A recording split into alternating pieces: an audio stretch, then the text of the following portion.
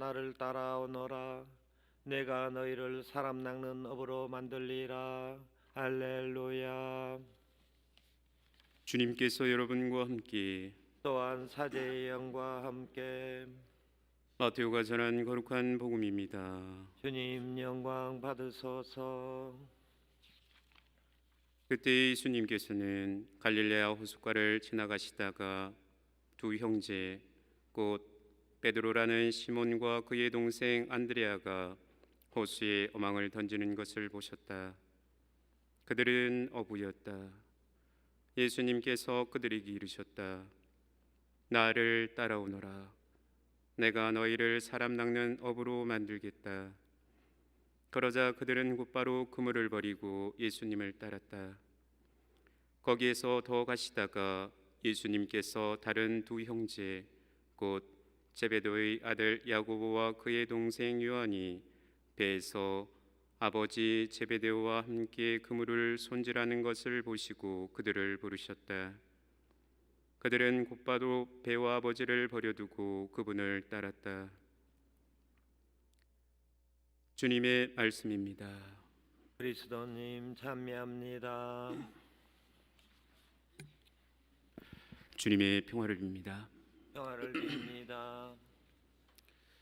오늘은 예수님의 12 제자 중 한 명인 성 안드레아 사도 축일입니다.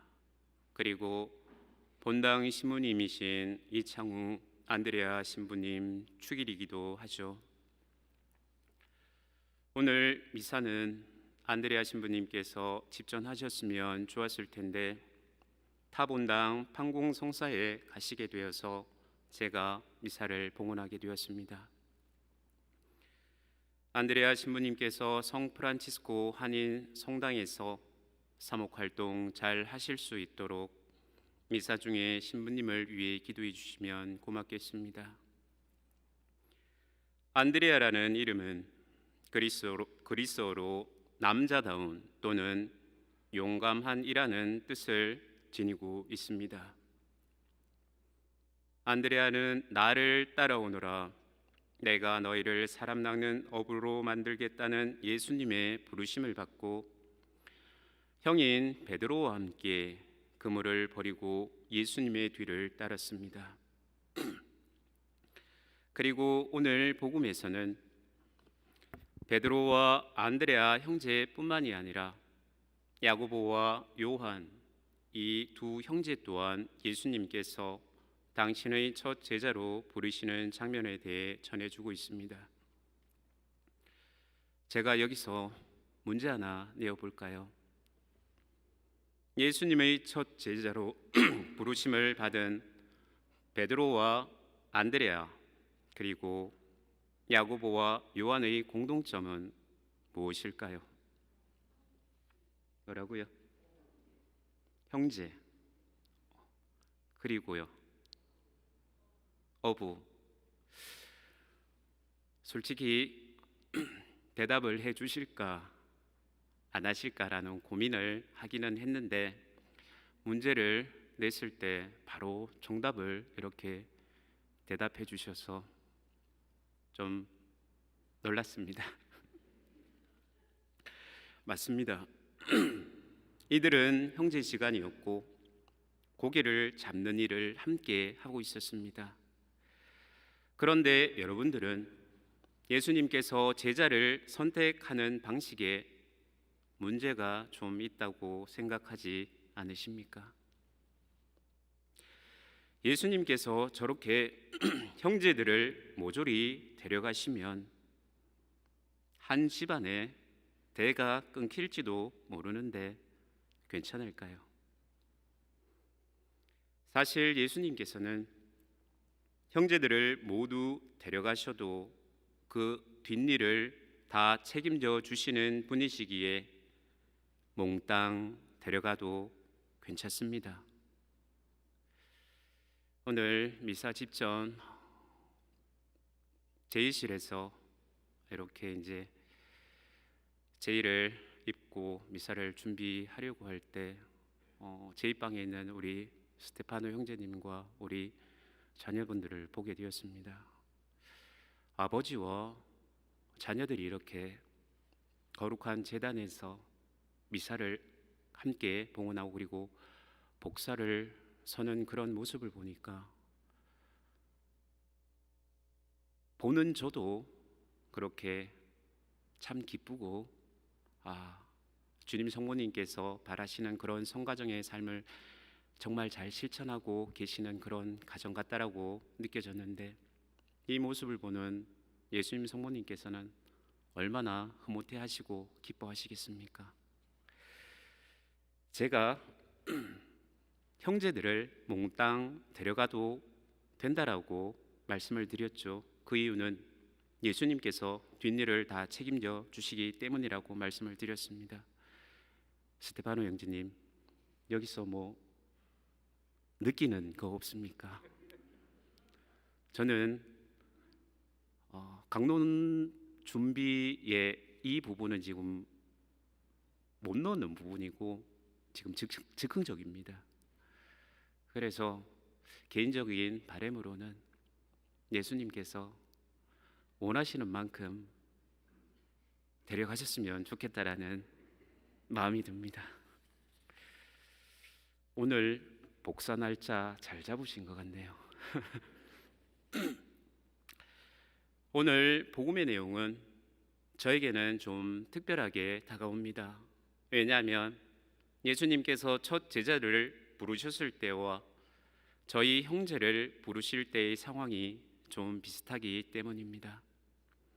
형님과 제가 사회생활을 하고 있을 때 몇 년 동안 장사를 같이 하고 있었습니다.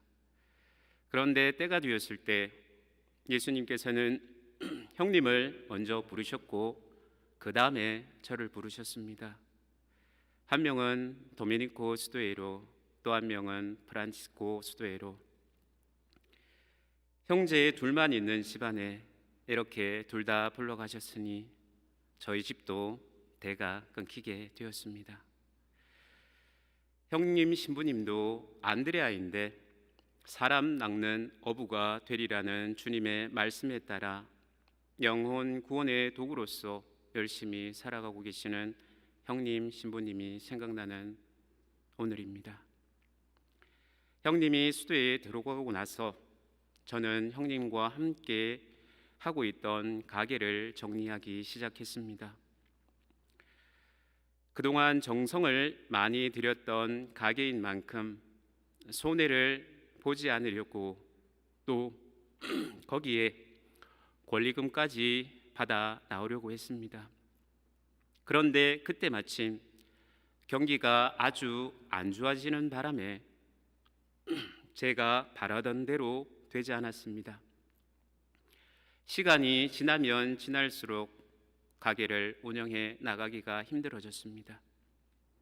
돌이켜 생각해 보면 예수님께서 저에게 돈에 대한 미련을 두지 말고 손에 움켜쥐고 있던 것을 놓게 하는 시험을 치르게 하셨던 것 같습니다.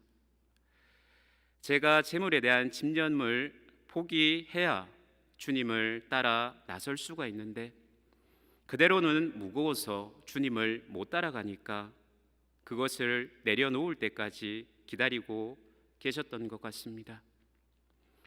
결국 모든 것을 포기하고 내 뜻이 아니라 주님 뜻에 온전히 맡겼을 때 예수님께서는 제 손을 잡아주셨습니다. 주님께서 때로는 내 영혼에 해가 되거나 주님의 뜻에 반대되는 경우에는 그 사람을 꺾어서 그리고 모난 부분을 잘라서 쓰시곤 합니다. 그런데 꺾이고 잘릴 때에는 정말 많이 아프지만 그런 다듬는 과정이 지나가고 난 후에는 예수님께서 쓰시기에 아주 편한 도구로 변하게 됩니다. 제가 그런 과정을 겪고 나서 이런 성경 구절 말씀이 생각났습니다. 하느님이냐 재물이냐 너희는 하느님과 재물을 함께 섬길 수 없다. 너희 가운데 어느 아버지가 아들이 생선을 청하는데 생선 대신에 뱀을 주겠느냐? 달걀을 청하는데 전갈을 주겠느냐? 오늘 성 안드레아 사도 축일을 지내며 주님의 부르심의 모든 것을 버리고 따라 나섰던 사도들의 모습을 되새겨 봅니다. 제자들이 주님을 따르기 위해 배와 그물을 버렸듯이 자기 것을 포기하고 끊어버리는 희생이 우리에게도 필요합니다. 어디에 자기가 묶여 있거나 매달려 있으면 주님을 따라갈 수가 없습니다. 한마디로 무거우면 못 따라갑니다. 교회 여러분, 우리 삶 안에서 하느님께로 나아가는데 방해되는 것들이 있다면 조금씩 손에서 놓는 연습을 해나가야 합니다. 그렇게 꼭 쥐고 있던 것들을 조금씩 손에서 놓게 되면 마음에서도 놓을 수 있는 힘이 생기게 될 것입니다. 그렇게 마음에서 놓게 되면 그렇게 비워진 곳에 예수님을 더 채울 수 있게 될 것이고, 그렇게 모든 것을 버리고 예수님을 따라 나설 수 있게 될 것입니다. 이제 대림 시기가 시작되었습니다. 이 시기는 다시 오실 구세주를 기다리며 주님의 성탄 대축일을 준비하는 시기인 만큼 우리 모두가 마음에서 버려야 할 것들을 버리고 그 자리에 다시 오실 구세주를 모실 수 있도록 주님께 은총을 청해야겠습니다. 주님, 어서 오시옵소서.